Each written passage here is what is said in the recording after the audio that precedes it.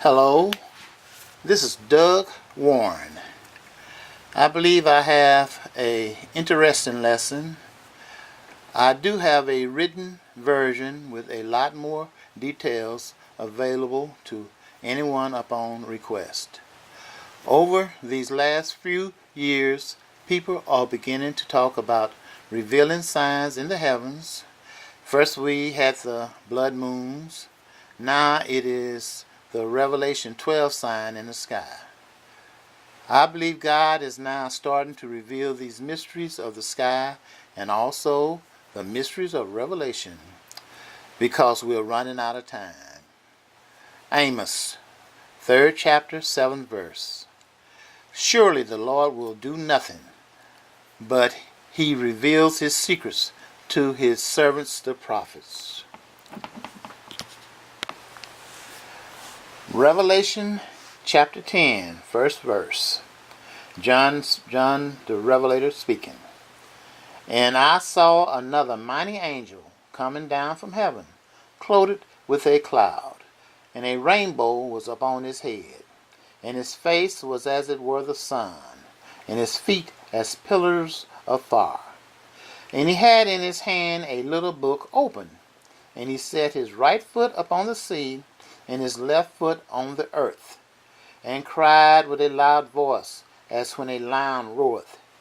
And when he had cried, 7 thunders uttered their voices. And when the 7 thunders had uttered their voices, I was about to write. And I heard a voice from heaven saying unto me, Seal up those things which the 7 thunders uttered, and write them not. But when we get to Revelation chapter 22, verse 10, the Lord speaking to John. And he said unto me, Seal not the sayings of the prophecies of this book, for the time is at hand. Now it looks like we might have a contradiction. For in Revelation 10, he told him to seal up the sayings. But in Revelation 22 chapter, he told him not to seal the sayings of the book. And in reality, what the 7 thunders uttered is revealed. Well, many years ago I was reading Revelation chapter 10.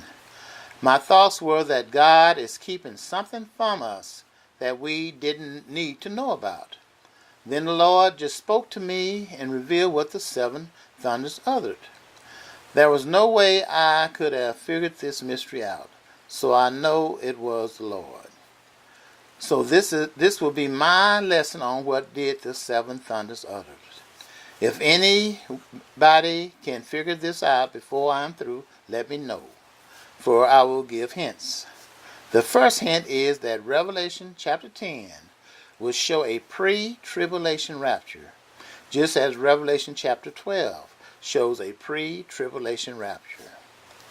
To show how complicated this lesson is, did you hear what I just said? I just said this will be a pre-tribulation rapture, but the angel of Revelation chapter 10 blows the last trump. So how can this be pre-trib? Stay with me. I had many different views on the rapture over my 50 years of study, but I read a couple of verses in the Bible that changed my mind. And we'll start with Revelation, the 3rd chapter, 20th verse. It reads as this, Behold, I stand at the door and knock. If any man hear my voice and open the door, I will come into him and sup with him and he with me. Then we go to Revelation, the 4th chapter, 1st verse. After this I looked, and behold, a door was opened in heaven. And the first voice which I heard was as it were a trumpet talking with me, which said, Come up hither, and I will show thee things which must be hereafter. So in the first part of Revelation, the Lord is speaking to John, telling him that I'm standing at the door and knocking on the outside of the door. And we can all remember when we let the Lord come into our hearts, he comes through the door into our lives. But when you get to Revelation, the 4th chapter, 1st verse, a door is set in heaven. And John is passing from this side of the door to the other side of the door where Jesus is at. And that's what made me think that maybe it's something to a pre-tribulation rapture. And also he was called up with the voice of a trumpet. The same statement that is made in 2 Thessalonians 4th chapter 16th verse. The Lord calls the church up with the voice of a trumpet. So this what started me looking into maybe the pre-tribulation idea is correct.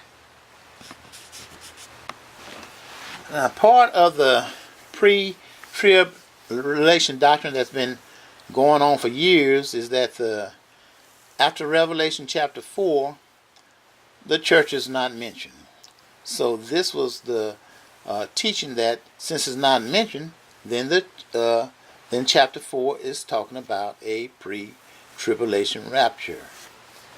I never believed this because to me this was a weak interpretation, but it has stuck for many years. But as I read Revelation, I could see the rapture even after chapter 4. In the book of Genesis, there is a pattern revealed. This pattern is also used by God in the book of Revelation. Genesis chapter 1. God creates man in his own image, male and female creates he them. Tells them to be fruitful and multiply. But later, in the 3rd chapter, there are more details, like a sidebar of information. This is like God taking us to the side and gives us more information. That's why we'll be calling some of the chapters we study a sidebars. Movies use flashbacks in the same way. In chapter 3, Adam names the animals. Eve is made from Adam's rib. All these events happen in chapter 1, but the details were not revealed until we get to chapter 3 of Genesis. This is the same pattern that is used by God in Revelation. And we'll call these verses and chapters we will read a sidebar. Revelation chapter 10, the voices that thundered. First, the identification of the angel in chapter 10. The word angel could mean a heavenly angel or a messenger, like the 7 angels over the churches in Revelation 2nd chapter through 4. This angel is none other than Jesus Christ. First, he is clothed with a cloud. Reading Revelation 1st chapter 7th verse, behold, he comes in the cloud. His feet are like pillars of fire. 2nd verse. In Revelation 1:15, his feet as if they burn in a furnace. Revelation chapter 10, he has a little book that is open. In Revelation chapter 5th chapter, no one can even look at this book, and no one could open the book but Jesus. His face is like the sun. That's Revelation 10:1. In Revelation 1:16, he shines like the sun. Revelation 10:1 again, he has a rainbow above his head. Revelation 4th chapter 3rd verse, a rainbow above the throne. Only God would have a rainbow above his head to remind him not to destroy all mankind. He puts 1 foot on the land and 1 foot on the sea. The meaning of this will be, this world is mine. This is the second hint. The world is mine. Let's follow this up with Revelation, the 13th chapter. 1 beast rises from the sea, and another beast rises from the land. The Antichrist and the false prophet are saying, the world is ours. This angel shouts, Revelation 10:3. 1 Thessalonians 4, chapter 16 verse. The Lord descends with a shout. This is the call up for the church, the rapture at that very moment. After Christ puts 1 foot on the land and 1 foot on the sea, 7 thunders utter their voices. John hears what is spoken, but he is told to seal up what the seven thunders uttered. This will be my statement that I hope to prove. The rapture was added to the last trump, but in a special way. Why? The rapture is the secret part of the last trump. It is when Christ will come for his church. Since the last trumpet was already set up in the Old Testament and is used to announce the coming of the Lord, the rapture had to be added to the last trumpet because the last trumpet is the Lord's coming.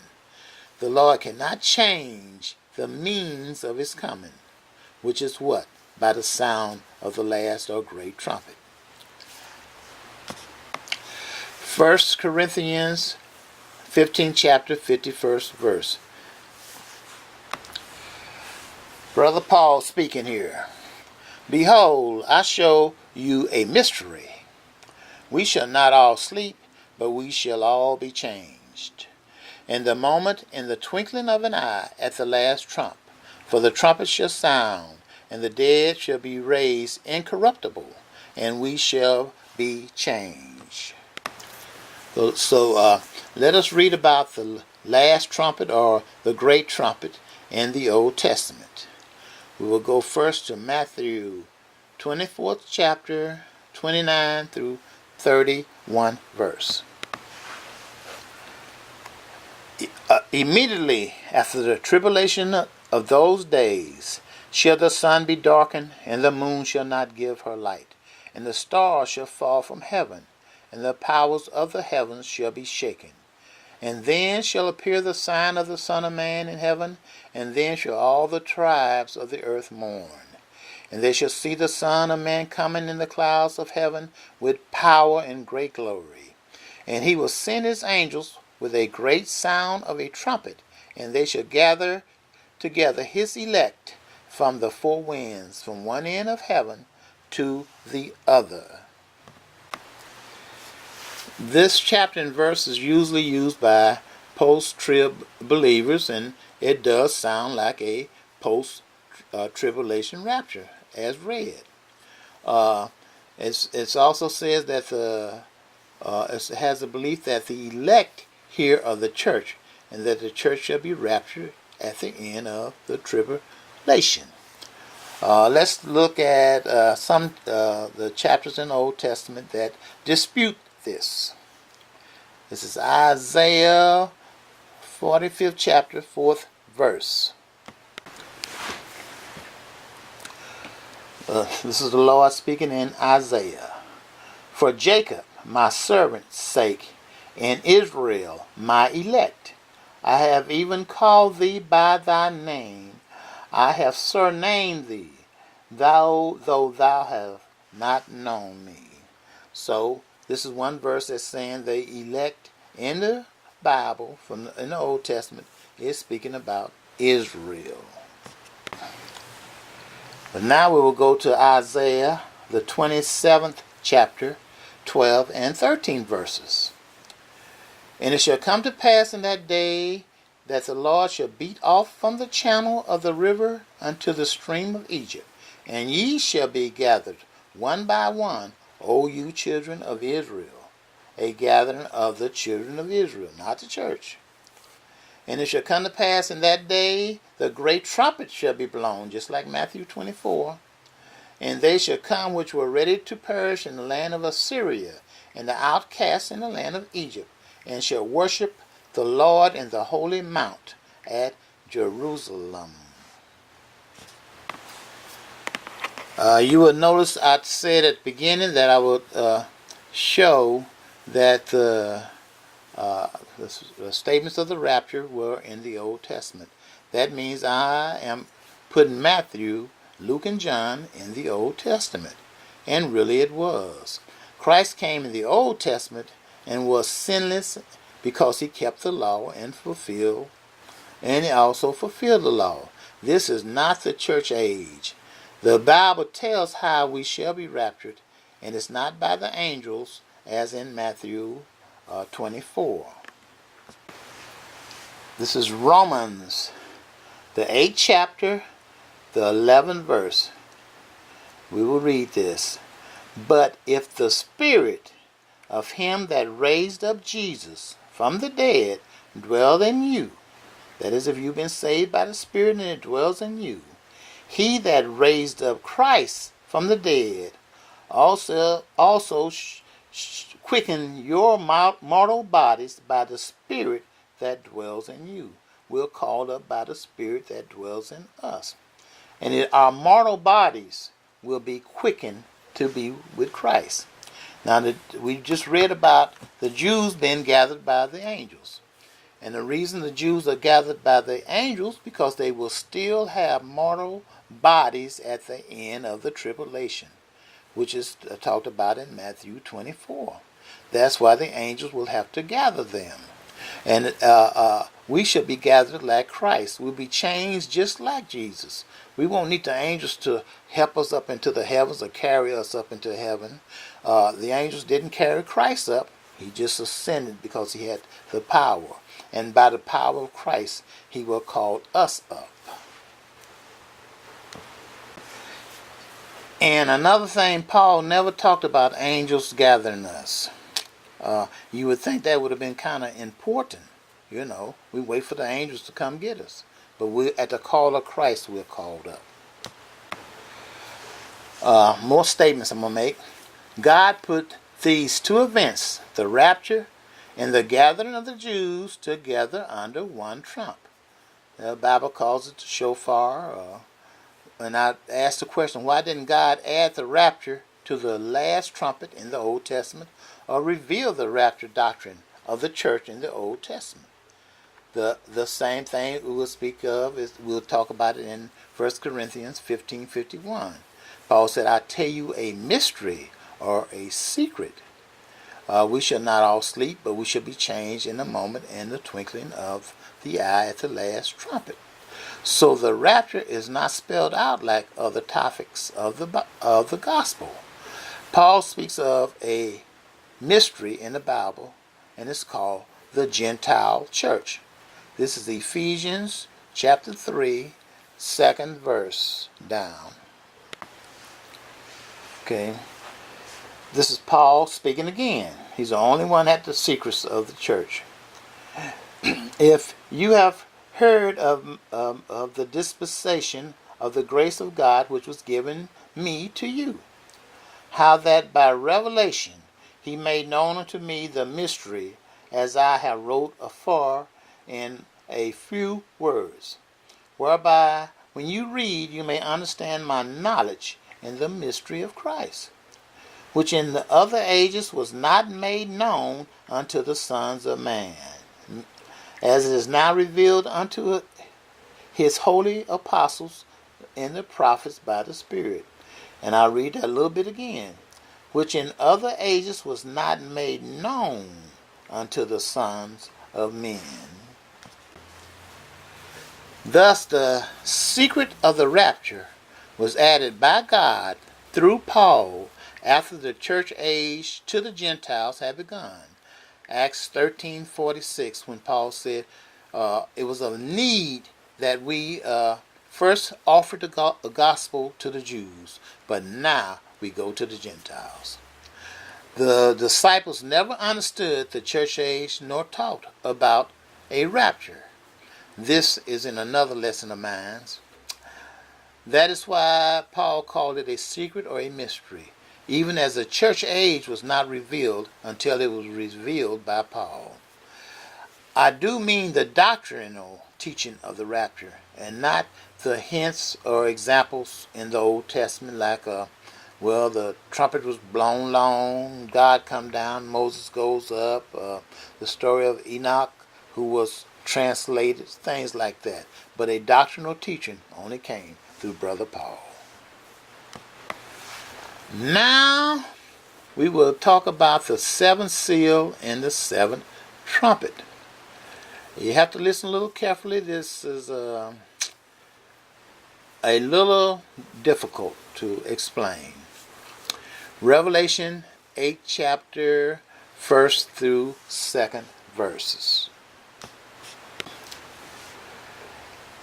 And when he had opened the seventh seal, there was silence in heaven about the space of half an hour. And I saw the 7 angels which stood before God, and to them were given 7 trumpets. As you read the second verse of chapter 8, the 7th seal has within it the trumpets, as we read in Revelation chapter 8, 2nd verse.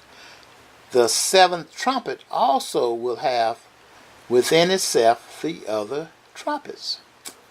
Let us take a look at the 7th seal first. The trumpets are within the 7th seal, but the trumpets are revealed in the 6th seal also. This is Revelation 6 chapter, 13 verse. And the stars of heaven fell unto the earth, even as a fig tree casteth her untimely figs, when she is shaken of a mighty wind. So we see that the stars fall from the heaven in the 6th seal. This will also go with Revelation, the 12th chapter, 4th verse. The tail of the dragon cast 1/3 of the stars to the earth. And with that chapter and verse, we'll go to Revelation 8 chapter, 6 through 11th verse. We'll start at the 7th verse. The 7th angel sounded, and there followed fire, hail mingled with blood, and they were cast upon the earth, and 1/3 of the trees were burned up. And the 2nd angel sounded, and there was a great mountain burning with fire, was cast into the earth, and 1/3 of the sea became as blood. And 1/3 of the creatures in the sea died, etc. And the 3rd angel sounded, and there fell a great star from heaven, burning as it was a lamp, and it fell upon the 3rd part of the rivers, and the fountains of the waters. As we can see, each of the first 3 trumpets affect 1/3 of the earth in each of their cases. Why just 1/3 on the earth, you may ask? Well, because this is the same event that happens in Revelation 12 chapter 4th verse. The devil casts 1/3 of the stars to the earth, and that shall in turn affect 1/3 of the stars. Affect 1/3 of the earth. Revelation 6:13, Revelation 8, 6 and 11, and Revelation 12 and 4, all 3 chapters and verses are talking about the same events. Thus the 7th seal looks forward and back as a sidebar of information. The 7th trumpet will do the same thing. That's another hint. The rapture event is revealed in the 7th seal, and it also will be revealed in the 7th trumpet. How do I know the rapture has happened in the 7th seal? As you read Revelation 8 chapter, 1st verse, there is silence in the heavens for a space of a half hour. If there is silence in heaven, that would mean there are no judgments are happening on the earth from Christ, and that Christ must be in the heaven with his bride, and the rapture has happened. But what would be a half an hour? We'll go to Revelation, the 17th chapter, 12 verse. The 10 kings that shall join the Antichrist shall reign with the Antichrist for 1 hour. The time of the Antichrist reign with full power is 3.5 years. Half an hour would be a year and 3/4 of a year. There are 2 parts of a marriage in the Old Testament. First, there is being espoused to your husband. This is also in 2 Corinthians 11 chapter verse 2. Paul says, I have espoused you to one husband, Christ. Being espoused to a mate had all the legal standards in the law, but our marriage to the Lamb is not completed until we are joined with Christ in the sky. Christ as the head of the church is joined to his body, the church, at the rapture in the sky. The marriage is consummated then. Deuteronomy 24th chapter 5th verse. A male in the army of Israel has a year off from war if he takes a bride. So 1 year is like the honeymoon that's talked about. After that is the meaning of the other part is that or will be the 3/4 of the judgment would be the judgment seat of Christ and maybe the greatest reunion ever. So the year and 3/4 of the year we'd have to be in heaven with Christ, and the rapture has happened. Excuse me, I got a little choked up. I got to fumble through that a little bit. So now after the first 4 trumpets, we have the 5th trumpet, or the first woe. The devil, that is the devil being cast to the earth. Then we have the final 2 woes. Revelation 8:13. John speaking. He said, "And I beheld and heard an angel flying through the midst of heaven, saying with a loud voice, Woe, woe, woe to the inhabitants of the earth, by reasons of the other voices of the trumpet of these 3 angels, which are yet to sound." The last 3 trumpets are called just a trumpet, if you read the verse right there, and not trumpets. Why? Because these 3 trumpets sound within the last trumpet and are part of the last trumpet, as the other trumpets are. Explain as we go. Now we to Revelation chapter 10, verse 7. But in the days of the 7th angel, the mystery of God is finished to his servants the prophets. Days of sounding, days would mean that the 7th trumpet sounds for a while and a long time, or a long blast, just like the last shofar sounds for a long blast. This shows that the shofar and the last trumpet are the same. The prophets here are the saints. The mystery of God is finished. Then this must be the return of Christ. This is the call for the bride of Christ as Christ shouts. At the same time, Christ is claiming the world by symbolically placing his feet on the land and the sea. Christ sounds the last trumpet when the time is right. The last trumpet really sounds first before anything starts. Revelation 10th chapter 3rd verse. Christ shouts or sounds, and the other trumpets sounds their voices together and after. The answer to what the 7 thunders other is between Revelation 10 and 11. That's the last hint. Revelation 11 chapter 14 verse. Then the 7th trumpet sounds, or as it is called, the 3rd woe. Notice it is not called the last trumpet here.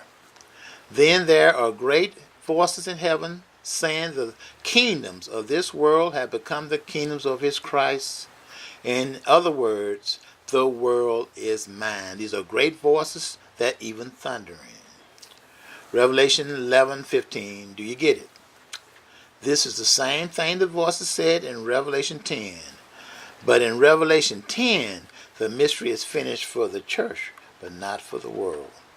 That's why John was not allowed to write what the 7 thunders uttered, because the beginning sounding was not the complete sounding of the last trumpet. It has just started. The word that is in Revelation 10, chapter 7, verse is mystery of God is finished. And the mystery goes with what? The church and the rapture. When is the mystery finished? When the last trumpet begins to sound. The mystery doctrine of the rapture was not revealed nowhere else in the Bible, but by Paul, and now in the book of Revelation. Now in Revelation 11 chapter 18 verse, the world knows what happened. It is time for Christ to judge the world and give rewards to those that are waiting on his second coming, which are the Jews that have survived the tribulation, or the time of Jacob's trouble. Jeremiah 30 chapter 6 through 8 verses. Matthew 25:31. When the Son of Man comes in glory, he will sit on his throne and gather the nations and separate the sheep from the goats. The sheep are rewarded, the goats go into punishment. So you can tell that these are physical or mortal people that are gathered. Then they go into punishment or whatever. It will depend on the world on how they have treated the brotherhood of the Lord, the Jews. Thus, salvation at the return of Christ will depend on works as they relate to how people have treated his brethren, or the Jews. Revelation 11, chapter 18, verse. The nations were angry, and your wrath has come. The last trumpet starts to sound, but does not finish sounding until Christ comes in glory. When the seventh angel sounds in chapter 11:14, it is called the third woe. The last trumpet was not called a woe in chapter 10, because it really sounds before the three woes. It is also not called a woe in chapter 10, the 10th chapter, because the first part of its sounding is a blessing for us, and not part of the woes. When the last trumpet shall begin to sound, we are raptured. When the last trumpet finished sounding, in Revelation 11:14, it is called woe. This is woe to the people of the earth, for Christ shall rule with a rod of iron, and it is time for the bowls of wrath. And now the whole world knows the world belongs to Christ, because every eye shall see him. Revelation 1st chapter, verse 7. The beginning of the sounding of the last trumpet in Revelation 10 is a promised fulfillment for the church. This means there are two parts for the last trumpet, like I said before. It will start to sound for the church, then will finish sounding for the world. Christ brings the last trumpet with him, as spoken of in 1 Thessalonians 4:16. Brings it with him. The sound of the last trumpet lasts for years, as the other trumpets sound, and also the vows of wrath and all the end time battles are fought. The 10th chapter shows a coming of the Lord. So does the 11th chapter of Revelation, which will conclude the trumpet shall end at the battle of Armageddon. The seventh seal and the seventh trumpet are actually the same. A word on the idea that Paul said that the last trumpet of 1 Corinthians 15:51, that Paul could not have known about the last trump of Revelation 10. First, Paul was the only apostle to even show that there would be a rapture, which shall happen when? Just before the 1,000-year reign of Christ. 1 Corinthians 15 chapter 24 through 26 verse. 24th. If you read these verses, they are talking about the 1,000 years reign of Christ. He shall reign, and then he shall deliver up the kingdom to God. 25th verse of 15th chapter of Revelation. 26th verse. The last enemy to be destroyed is death. Revelation 20th chapter 14th verse. Death is also cast into the lake of fire. When? After the 1,000-year reign of Christ. These verses are surely talking about the 1,000-year reign of Christ, which was only revealed by Paul and in the book of Revelation. Paul surely knew the events of Revelation because these events were revealed to him. I believe when Paul was caught up even into the third heaven. John was told other parts of Revelation and later on. Okay, this is the end of my study. A lot more information is available for those who wish to study with me. I didn't use the statement "I think" because I would have to keep saying this all through this lesson. The reason for the lesson is God wants his saints to know one thing of comfort, as Paul spoke of, comfort one another with these words, and that he will comfort us. He will not leave us here to face the showers of fire and brimstone that is coming upon the earth, which is spoken of in Luke 21st chapter. 24 and 25 verses about the world should be looking on what's coming up on the earth. And the hearts of man going to be in flat out terror. So it means this is going to be bad. So also, like in the days of Lot, first God told Abraham what he was about to do to Sodom and Gomorrah before he moved. Just like God is speaking to the watchmen of the day. We are trying to warn the people, but they are not listening. Lot was stalling, but the angels carried him and his family out of Sodom and Gomorrah anyway. The angels could do nothing until they carried Lot out by force. The same thing will happen to many Christians today. All they will know, what? We're in heaven. I am saying this to say, God is not going to leave us here in a world where a third of the stars shall be falling to earth, great earthquakes so bad that all the mountains and islands will be moved out of their place, hailstones of 80 pounds or more. We as a church would be ducking and running and hiding like the people of the earth, which will be looking for a hiding place, as Revelation 6 chapter 15 verse. We as Christians may have to die for our faith. We that believe in the pre-trib know this. We're not preaching this to say we're just trying to escape, but that God has provided a way for that we shall escape these last plagues that shall be hitting the earth. I would think that people would think for one thing, as we're ducking and hiding, we got our children with us and grandchildren with me, even great-grandchildren. They're going to be hiding and ducking and all bunkered down in bunkers or wherever we can hide.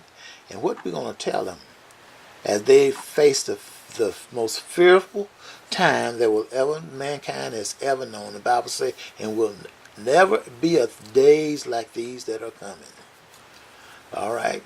So that's why it'd be a point just to look into the rapture if you don't believe it, a pre-tribulation rapture if you don't believe it.